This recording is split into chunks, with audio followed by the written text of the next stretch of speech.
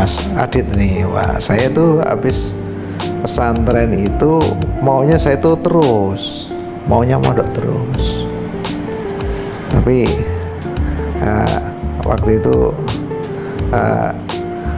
ekonomi keluarga nggak mendukung gitu. Nah, akhirnya idealisme orang tua tadi yang awalnya harus sekolah agama itu, akhirnya yang penting punya basic gitu, ya sudah ya saya SMA-nya pindah ke negeri ya, waktu itu paling waktu itu saya ikut kakak saya tertua ikut kakak saya tertua yang ngajar di situ. Jadi ini apa ya begitulah, kami saling membantu antar saudara itu. Jadi kakak paling tua menyekolahkan adiknya gitu, atau adiknya ikut ke situ. Ya akhirnya saya kakak saya tadi juga ikut kakak saya pertama yang kebetulan guru sekolah di Jatinom itu. Ya dari rumah sih sebenarnya tidak jauh lah, kira-kira ya 15 kilo dari rumah, cuman nggak efektif kalau yang penting saya tinggal serumah sama kakak saya waktu itu. Nah beda lagi. Jadi kalau saya itu dulu waktu masa kecil itu di kota gitu ya, habis itu SMP di pesantren gitu lah. Nah SMA itu di kampung, desa lah, ini desa dan betul-betul desa. Jadi listrik belum ada, jadi masih pakai petromak itu kalau malam itu. Tapi saya mengalami sedikit aja itu. Tapi kalau kakak saya betul-betul tiap malam itu petromak. Nah, bukan pertamak ya, petromak. Nah, kalau saya masuk pas kelas 1 SMA sudah ada listrik tapi terbatas juga ya. Itu betul-betul di desa Mas. Betul desa di Jatinom itu di desa. Sama-sama ibu kota kecamatan tapi metropolitan yang tempat asal saya ini. Jadi ikut di kampung, jadi ya, mau kemana-mana juga naiknya dokar. Tahu dokar Mas ya? Kayak Andong kalau di sini. Kalau Andong atau dokar kadang ya bis antar desa itu pun juga waktu itu masih jarak 8689 ya, gitu. Jadi itu saya betul-betul waktu itu saya betul-betul belajar di kampung kalau itu ya. Jadi kalau kesan saya ya itu tadi, saya belajar bersosialisasi, bermasyarakat, hidup dengan orang desa ya, saat itu. Karena lingkungannya sudah berbeda banget sama yang di tempat kampung saya. Tempat kampung saya kan itu tadi ya, dekat pasar ya, banyak pegawai, banyak pedagang ya, petani hampir nggak ada meskipun dekat sawah gitu, tapi kampung saya kan nggak ada waktu itu. Waktu SMA itu tidak banyak main Mas ya, saya itu waktu itu ya paling bantu kakak kerja waktu itu ya, wira swasta kan ya. Kalau main-main juga nggak, kalau SMA ini mainnya udah dihabisin waktu kecil. Waktu SMA itu nggak banyak main karena waktu itu sudah dipesan sama kakak saya ya, kalau kamu sekolahnya negeri ya berarti orientasinya bisa kuliah di perguruan tinggi negeri ya begitu ya. Main kan di situ saya serius sekolah lagi. Kalau di SMA ini ya masih 5 besar lah gitu ya, 5 besar naik turun ganti-ganti ya. Kalau madrasah sepertinya sudah semesteran. Waktu SMA apa yang menarik ya? Sampai sekarang masih berkesan di sini. Teringat-ingat. Saya tuh tidak begitu menikmati SMA ya, masa SMA itu. Karena saya lebih banyak aktif di kampung daripada di sekolah. Di sekolah saya itu nggak aktif ya, cuman nggak ikut apa-apalah, ekskul apa-apa nggak ikut. Jadi agak Mas Adit, agak canggung tadi dari pesantren kemudian masuk sekolah umum itu saya canggung gitu, canggung, dan waktu itu ya minder ya, saya itu nggak aktif di OSIS, di Rohis, di Pramuka, di awal ekskul ini saya. Nah, baru akhir-akhir itu saya direkrut untuk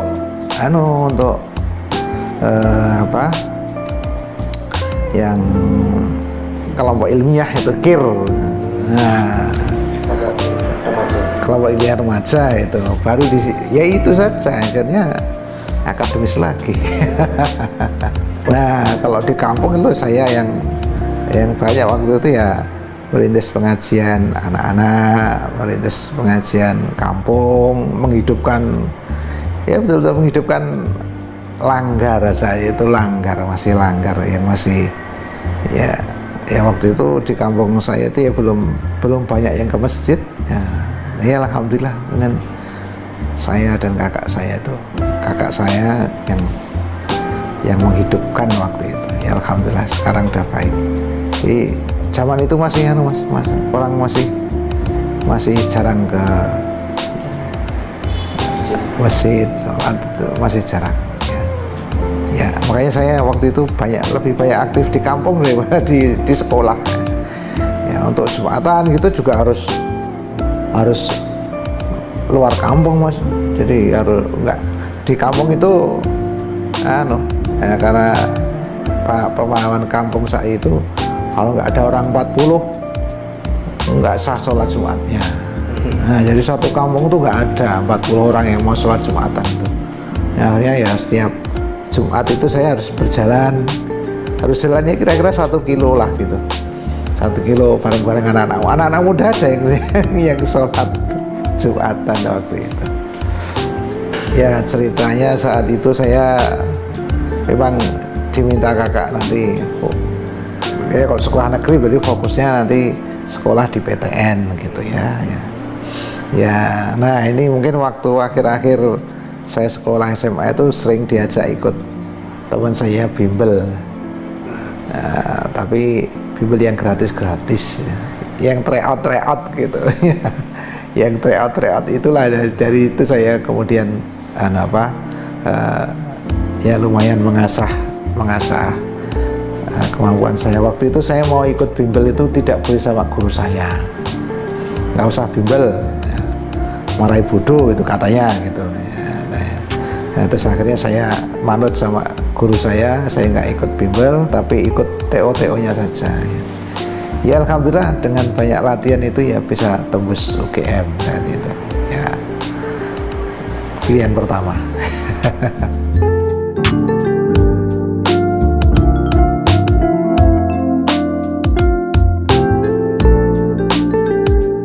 Sebelum kuliah ya paling nengok kakak saya, ikut kakak saya di Jogja. Kakak saya kan sudah ada sekolah di IAIN, ada yang kuliah di IKIP, jadi saya paling kadang ikut kesini kalau libur gitu aja ya. Ya Jogja saat itu masih segar gitu. Masih segar, masih sepi ya, kendaraan belum begitu banyak, mahasiswa itu transportasinya ya bis kota ya. Kemana-mana naik bis kota ya, kemanapun naik bis kota ya itu yang menurut saya kesan saya itu justru dengan naik bis kota itulah saya bisa mengetahui Jogja dengan ongkos yang murah saat itu Rp100 untuk mahasiswa itu ya, saya bisa keliling-keliling Jogja ganti-ganti jalur itu yang saya kesan pertama saya itu keliling Jogja gonta-ganti bis ya itu di jalur 1 sampai jalur 15 gitu. Ya, jadi saya menghafalkan Jogja saat itu ya dari naik bis kota itu, Kopata, Aspada dan sebagainya. Kobutri, bahkan Kobutri juga ya, yang pokoknya semua angkutan umum, semua jalur itu udah saya coba semua. Ya, karena nggak punya sepeda, nggak punya motor, nah ya alat transportasi paling disuka yaitu.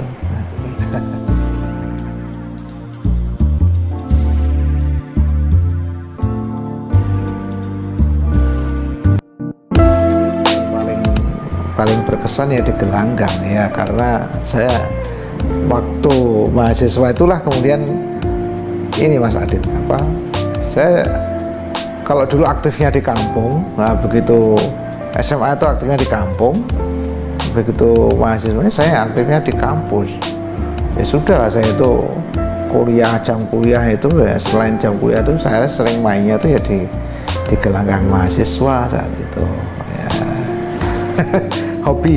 Hobinya waktu itu suka jalan-jalan memang ya, pakai transportasi umum ya, karena sama teman-teman ya ke Kaliurang, ngobrol ada bis sampai Kaliurang ya, nanti turun dari Kaliurang nanti jalan kaki ke Mbah Marijan ya, gitu, nanti pulang balik lagi ke Kaliurang, atau kalau banyak itu ya charter dari Mbah Marijan sana itu, waktu itu ya sampai bawah sini ya, begitulah. Yang paling lokasi favorit kalau di luar kuliah itu ya seringnya ke Kaliurang. Kaliurang itu paling sering itu. Kalau enggak ya ke pantai. Ya ke pantai. Ya kebetulan saya tidak begitu suka di dalam kota itu ya. Ya jadi seringnya ke pantai ya, waktu itu yang masih yang terkenal ya baru Parangtritis, kemudian Baron, Kukup Krakal gitu ya, itu pun juga waktu itu Mas Adit ya, jadi kalau nggak ada transportasinya sampai mana ya habis itu ya jalan gitu.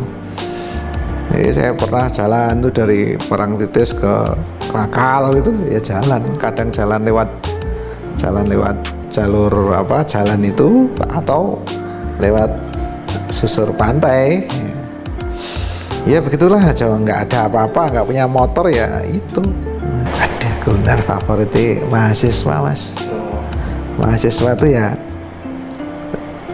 ya saya tuh waktu mahasiswa tuh menu favorit apa Mas? Sepalih tempe kalih.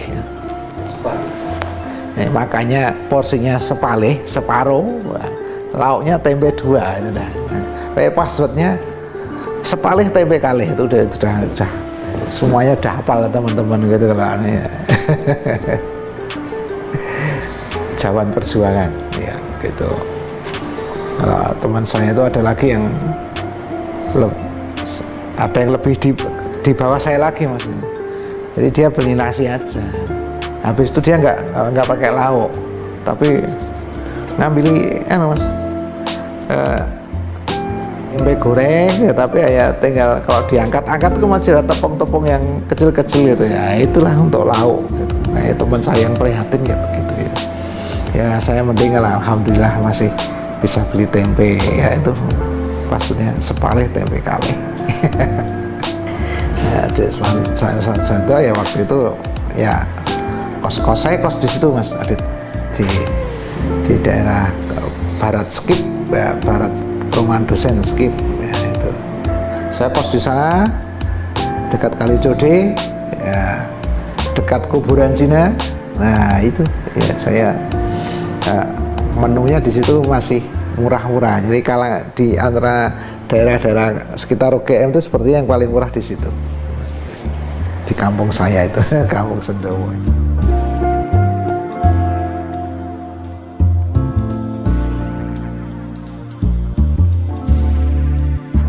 gitu ya, warga Jogja itu hangat ya, ramah ya, toleran ya, kemudian welcome kepada siapa saja, dan warga Jogja itu lebih banyak melayani melayani yang lain gitu, sampai kemudian kadang melupakan diri sendiri gitu ya. Yang sering saya lihat itu mereka menyewakan kos kamar yang bagus tuh dikoskan gitu ya.